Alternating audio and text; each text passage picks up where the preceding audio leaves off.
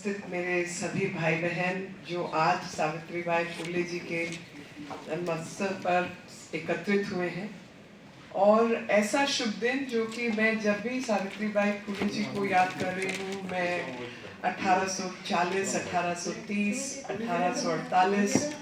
Early 20वीं शताब्दी और 19वीं शताब्दी का समाप्त होना, मैं उस समय को याद कर रही हूँ। यही वो समय जब सन 57 की लड़ाई हुई, 1857 भी उसी समय पे हुआ। देश के अंदर प्लेग भी हुई, और एक ऐसा तथ्य जो बहुत सारे भारतीयों को बताया नहीं जाता, वो तथ्य है कि 1889 से लेकर 1898-99 तक का जो दशक था, उसमें 20 मिलियन लोगों की डेथ हुई थी। इतनी भारी संख्या में भारतीय मरे थे इस देश के अंदर, जो कोई इस विषय पर जिक्र नहीं करता। एक पीड़ित देश की व्यथा, जहाँ पर सामाजिक जो संरचना है वो टूट गई थी, बिखर गई थी। ठीक उससे 100 साल पहले और उसके आसपास 1833 और उससे पहले का जो समय था, वो समय था कि जब भारत पर उससे पूर्व में 200 साल 300 साल पहले तक बहुत आक्रमण हुए, टर्की के इन्वेजन, पर्शियन इन्वेजन, बहुत कुछ हुआ। और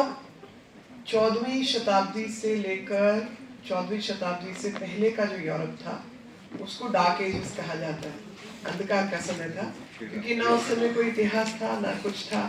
ना ही आज जिस प्रकार से हम यूरोप को एक मॉडर्न समाज के रूप में देखते हैं, वैसा कुछ था। बाद में वहाँ पर क्रांति आई, वहाँ पर लोगों ने जो है लॉजिकल चीज़ों के ऊपर विस्तृत रूप से बहस करनी शुरू की। आप सोचिए, समाज जिसमें गैलीलियो जैसे व्यक्ति को मार दिया गया था ऑर्डर, सरकारी ऑर्डर के तहत, क्योंकि उसने कहा पृथ्वी गोल है और वो सूरज के चक्कर लगाती है, ये कहने पर उसकी हत्या हुई। मर्डर को मैं हत्या ही मानती हूँ, मतलब जो इस तरीके की सजा, उसको मैं मर्डर पे बराबर मानती हूँ। उस समाज में, भारतीय समाज उससे कई हजार साल पूर्व ये कहता था कि 9 ग्रह हैं, पृथ्वी सूरज के चक्कर लगाती है, ये कैलेंडर्स हैं, और ये ज्ञान विज्ञान की परंपरा यहाँ पर मौजूद थी। और जो भी कोई 14वीं शताब्दी, उससे पूर्व में 10वीं, 7वीं, 8वीं शताब्दी से कोई खोजता हुआ आ रहा था, तो 7वीं 8वीं शताब्दी से हर कोई भारत को ही खोज रहा था, वो भारत का ही रास्ता ढूंढ रहा था। और भारत का रास्ता इसलिए ढूंढ रहा था क्योंकि भारत एक समृद्ध देश था, भारत में ज्ञान विज्ञान की परंपरा थी, भारत में एक ऐसा माहौल था कि जिसमें आप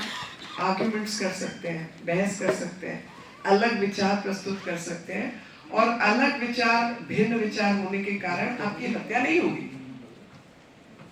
वो आजादी इस देश में थी। और पोर्चुगीज अकाउंट्स अगर हम 1400 कुछ के निकालते हैं,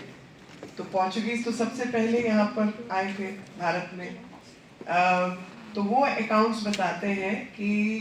यहाँ पर युद्ध होता था राजाओं के बीच में, लेकिन महिलाओं को, बच्चों को वो मारते काटते नहीं थे, वो खेतों में आग नहीं लगाते थे, वो संपदा को नष्ट नहीं करते थे, और शाम को सब अपने खेमे में लौट जाते थे अंधेरा होने पे, कोई किसी से झगड़ा नहीं करता था। तो पोर्चुगीज अकाउंट कहते हैं कि ऐसा लगता था जैसे कोई ये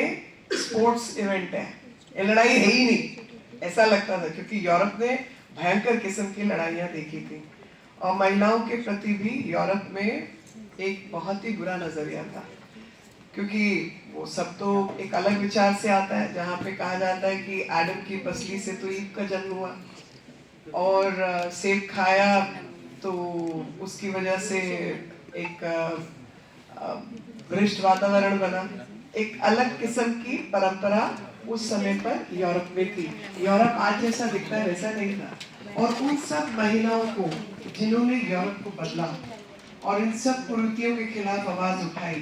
आज सावित्रीबाई फुले जी की जन्मतिथि पर मैं उनको भी प्रणाम करना